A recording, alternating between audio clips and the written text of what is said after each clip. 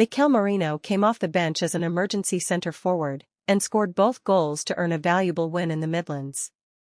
With both Gabriel Martinelli and Kai Havertz added to our injury list since our last game, Mikel Arteta's striking options were limited when he turned to his bench with the game goalless with 20 minutes remaining. Merino was sent on in an unfamiliar striker's role, and he superbly headed in Ethan Nwanery's cross to break the deadlock with 10 minutes remaining. He then scored at the far post from Leandro Trossard's low centre to wrap up victory on what had looked to be turning into a frustrating afternoon in Leicester. Flat first half. Back in action for the first time since our Carabao Cup semi-final defeat to Newcastle 10 days ago, we looked to set about our hosts early on. Good work from Nwanery in the midfield created an opening on the left, but Miles Lewis-Skelly's cross had too much on it. The first shot on target came from the hosts. Declan Rice headed a left-wing cross clear, only for it to fall straight to Wilfred Ndidi on the end of the box. He caught his first-time shot sweetly, but David Raya was safely behind it. Rice should have done better at the other end when set up by an in-swinging cross from Nwanery on the right.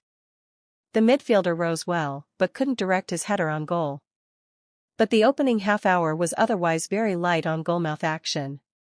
We turned over possession near the halfway line, releasing Raheem Sterling on the burst. He drove at the Leicester defence, and won our first corner with his deflected shot. The set piece came to nothing. As the half drew to a close, we started to push the hosts back more. Martin Odegaard had the ball taken off him at the last moment when winding up to shoot 20 yards out, before Trossard failed to make contact with the captain's lofted pass into the area. It was our best chance of the half. The visitors' clearest sight of goal in the opening 45 minutes came in stoppage time. Ndidi had a free header, but thankfully, the sprawling Raya saw it drop wide of the upright. Game opens up. We needed to find new levels in the second half, and early after the restart, we had a 3-on-2 attack.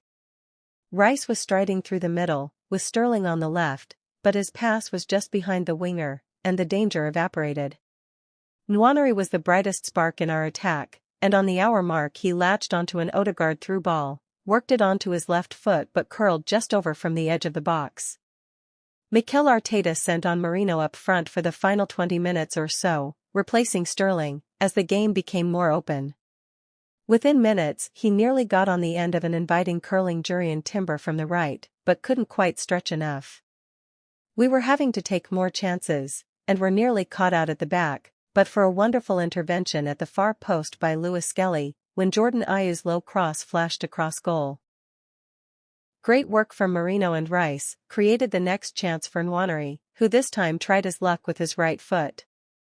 His shot flashed past the keeper, but thumped against the top of the upright. Merino answers the call. But then came the breakthrough.